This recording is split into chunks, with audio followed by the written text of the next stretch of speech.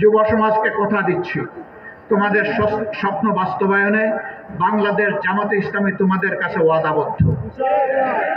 এই স্বপ্ন যতদিন বাস্তবায়ন না হবে, আমাদের লড়াই, আমাদের সংগ্রাম দুর্বৃত্তদের বিরুদ্ধে অব্যাহত থাকবে ইনশাআল্লাহ। এই লড়াইয়ে তোমাদের পাশে আছি, সাথে আছি।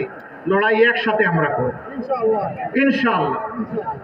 আগামীর বাংলাদেশ ওই লড়াকু আমাদের বীর সন্তানদের হাতে আমরা তুলে দেব ইনশাআল্লাহ।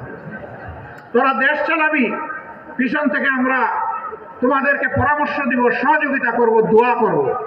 ভুল করলে শক্ত করে টান দিয়ে ধরব।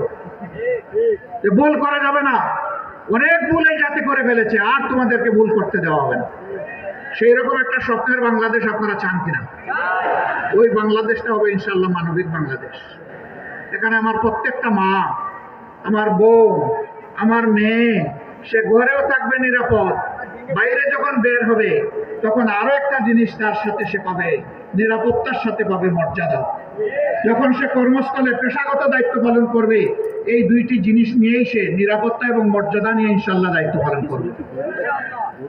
সম্মানিত ভাইরা, যারা সংখ্যালঘু সংখ্যাগুরু বলেন, আমরা এটাতে বিশ্বাস করি না, কিন্তু আমরা এটাও চাই না দেশে কোনো পরিবর্তন আসলে বিভিন্ন ধর্মের ভাইয়েরা একটা বোনেরা একটা আতঙ্কে থাকবেন, এটা আমরা চাই না।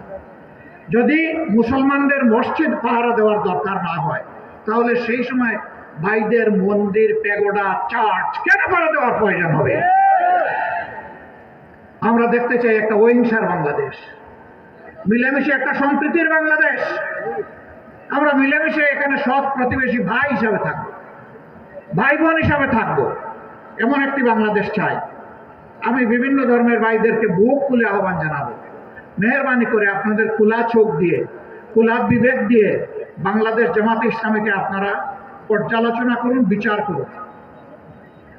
আমি আপনাদেরকে অনুরোধ জানাবো, স্বাধীনতার পর 54 বছর বাংলাদেশের কোন নেতা, কোন কর্মী অন্যায়ভাবে কোথায় আপনাদের কারো একটুখানি জমি দখল করেছে, মেহরবানি করে আমাদেরকে জানিয়ে সাহায্য করুন।